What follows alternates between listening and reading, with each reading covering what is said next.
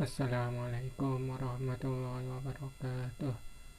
Alhamdulillahirabbil alamin. Wassalatu wassalamu ala abdika wa rasulika Muhammadin wa ala alihi wa sahbihi wa man tabi'ahum bi ihsanin ila yaumiddin. Amma ba'd. Pada kesempatan ini marilah kita mencoba merenungkan tentang arti hidup kita ini. Disadari ataupun tidak, suatu saat kita nanti akan mendapatkan yang namanya raport terakhir. Dari raport itu kita bisa tahu apakah kita bahagia ataukah celaka. Bahagia insya Allah bahagia selamanya.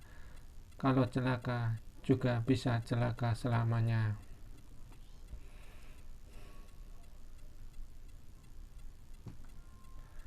Karena sadar ataupun tidak sadar, hidup kita ini seperti kita bersekolah. Ada guru, ada waktunya ditentukan.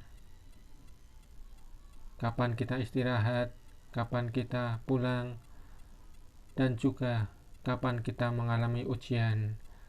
Seperti bersekolah, maka hidup kita juga akan banyak mengalami ujian. Sadarlah bahwa ujian itu adalah kesempatan bagi kita untuk meningkatkan derajat hidup kita, seperti anak sekolah yang harus melalui ujian supaya bisa untuk naik tingkat. Karena bersekolah, maka yang pertama adalah siapakah yang menjadi guru kita. Allah adalah Zat yang Maha Pencipta, sudah menciptakan aturan-aturan bagi manusia dalam menjalani kehidupan di dunia ini. Allah berfirman, Alhamdulillahirabbil alamin. Allah lah Tuhan bagi seluruh alam semesta ini. Sebagai Rabb, Allah mendidik alam-alam ini, mendidik bagian-bagian alam ini supaya hidupnya teratur, supaya tidak saling bertabrakan. Ibaratnya seperti planet-planet yang mengikuti aturan Allah, maka dalam peredarannya tidak bertabrakan dan hancur. Manusia pun seperti itu juga. Manusia yang mengikuti aturan Allah juga akan selamat di dunia. Sebaliknya, jika tidak dia mengikuti aturan Allah, cepat lambat dia akan hancur. Seperti kita ketahui, dalam sistem tata surya kita ada beberapa planet dengan matahari sebagai pusatnya. Masing-masing planet itu berjalan melalui orbit yang sudah ditentukan oleh Allah. Dalam kehidupan yang sederhana, dalam berlalu lintas, kita juga sudah diatur. Ada lampu merah, kuning, dan hijau. Jika kita melanggar aturan itu, konsekuensinya maka kemungkinan besar akan terjadi tabrakan. Begitu juga kalau kita melanggar aturan Allah, maka kita akan bisa hancur, kita tidak akan selamat. Setelah membahas tentang gurunya, maka seperti sekolah pada umumnya, hidup kita juga ada waktunya. Kalau setiap sekolah mempunyai waktu tertentu, SD 6 tahun, SMP dan SMA waktunya masing-masing 3 tahun, maka kehidupan kita di dunia ini tergantung umur yang diberikan Allah. Tapi insya Allah nilainya dihitung dari kita mulai balik. Sebelum kita balik, sebelum akal kita sampai, maka ibaratnya raport kita masih kosong. maka pergunakanlah selama hidup kita ini untuk mencari nilai, mencari poin-poin agar kelak raport kita berisi catatan amal kita, berisi nilai-nilai yang baik. Waktu istirahat pun ada juga, yaitu waktu kita tidur. Walaupun tidur bisa juga mendapat nilai ibadah jika diniatkan untuk beribadah, untuk menguatkan tubuh, untuk menghindari maksiat. Adalah lebih baik tidur daripada kita membicarakan orang lain ataupun pergi ke tempat-tempat yang tidak baik. Adalah lebih baik tidur supaya kita bisa bangun waktu malam di saat orang-orang lain masih tidur. Kita bangun, sempatkan untuk menghadap Allah pada waktu yang mustajab melalui sholat malam. Kemudian apa kurikulum hidup ini? Kalau dalam kurikulum sekolah, buatan manusia sering berganti-ganti. Ada kurikulum 75, KTSP, kurikulum 2013, dan yang terakhir sementara ini adalah kurikulum merdeka.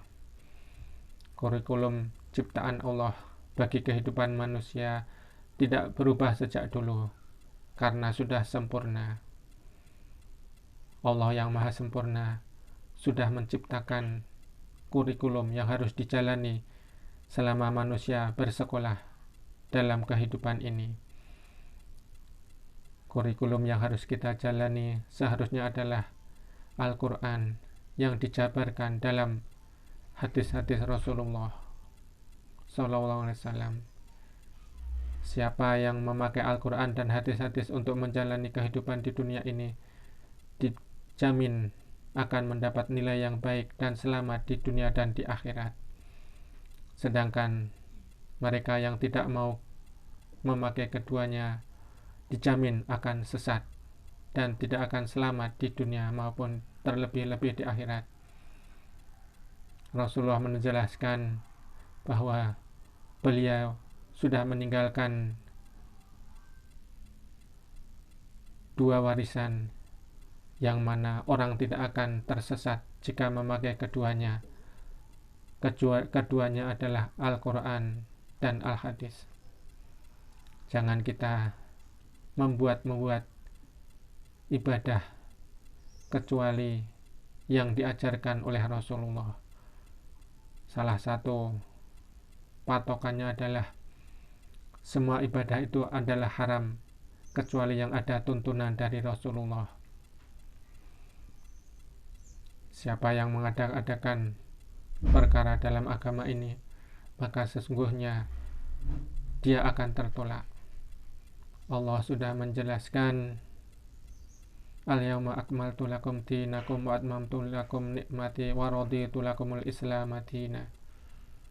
Sesungguhnya agama ini sudah sempurna sejak Rasulullah.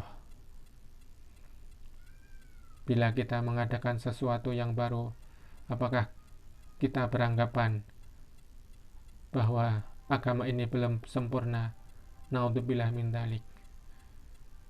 Allah juga menyindir, apakah kamu mengajarkan kepada Allah tentang agamamu?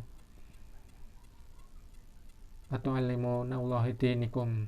Naudzubillah.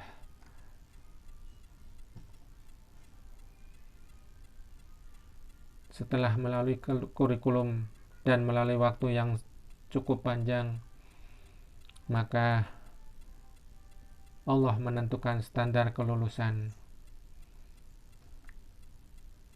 Standar kelulusan yang bisa disederhanakan adalah siapa yang mengerjakan kebaikan seberat biji dzarrah, niscaya dia akan mendapat balasannya.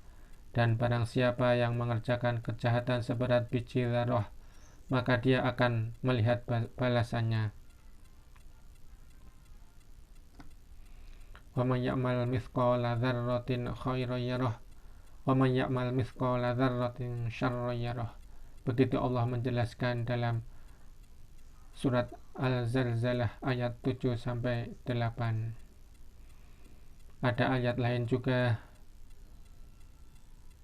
apabila orang yang berat timbangan kebaikannya, maka dia akan berada dalam kehidupan yang memuaskan. Dan adapun orang yang ringan timbangan kebaikannya, maka tempat kembalinya adalah neraka hawiyah. Allah menjelaskan, a'udzubillahi minasyaitonirrajim, wa man ya'mal mithqala dzarratin khairan yarah wa man ya'mal mithqala dzarratin syarran yarah. Karena itu, selama kita diberi kesempatan untuk mengumpulkan nilai untuk mengisi raport kita, perbanyaklah amal kebaikan supaya timbangan kebaikan kita banyak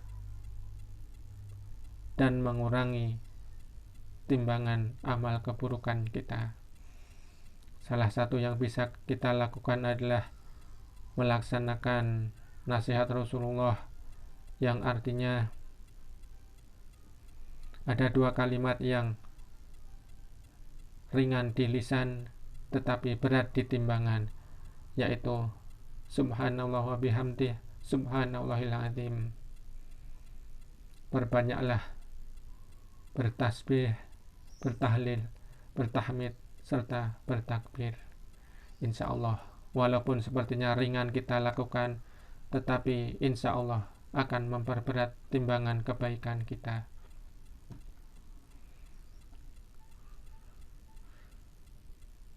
Yang menentukan adalah kapan pengumuman kelulusan. Tidak ada yang bisa tahu kapan kita menerima raport kita kecuali Allah. Tapi suatu saat nanti kita pasti akan menerima raport perbuatan kita tanpa ada yang terlewati. Raport ini ada dua jenis. Yang pertama disebut sijin, raport yang berisi catatan orang-orang yang durhaka. Yang kedua yang disebut illiyin, raport berisi catatan orang-orang yang berbakti. Semoga kita semua kelak mendapatkan illiyin, karena kita lebih banyak mempunyai nilai yang baik selama hidup di dunia ini. Orang yang lulus dari kehidupan dunia akan menerima raportnya dengan tangan kanan, sedangkan orang yang tidak lulus akan menerima raportnya dengan tangan kiri.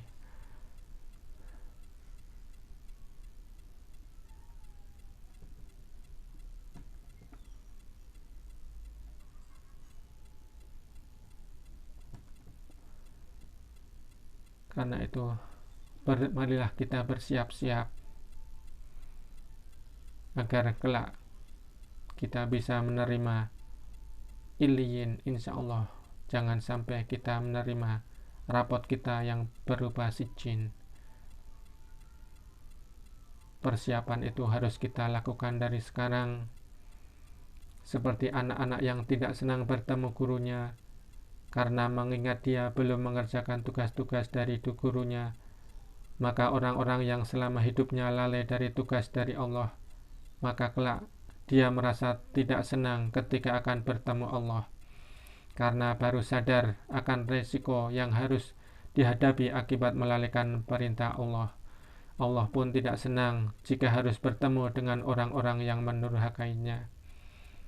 Rasulullah menjelaskan bahwa barang siapa yang senang bertemu dengan Allah, maka Allah pun senang ketika bertemu dengannya.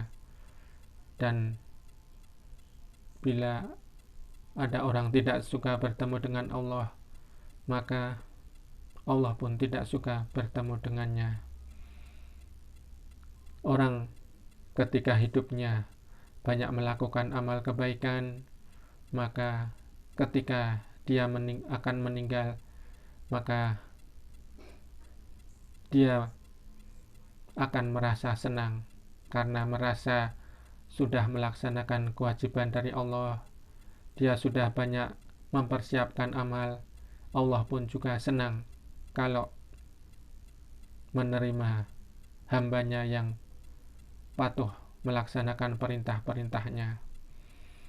Sebaliknya, orang-orang yang selama hidupnya hanya berhura-hura melalaikan perintah Allah, kelak dia akan tersadar bahwa hidupnya akan berakhir, padahal dia belum mempunyai amal untuk menghadapi kehidupan setelah mati itu.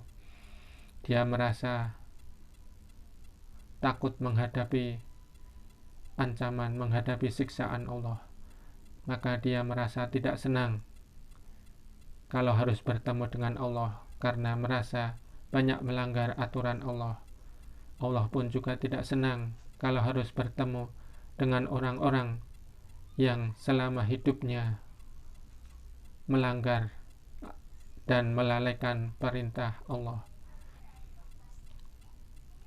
Bisa kita bayangkan bila seorang guru memberi PR kepada anaknya, maka selama waktu yang ditentukan guru itu tidak bertanya, tidak menanyakan apakah anak-anak itu sudah mengerjakan ataukah anak-anak hanya bermain-main saja.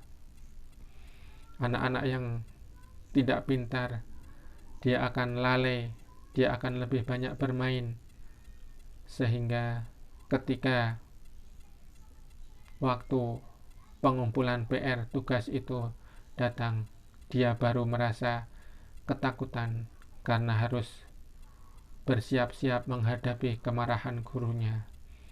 Gurunya juga tidak senang kalau harus berhadapan dengan anak-anak yang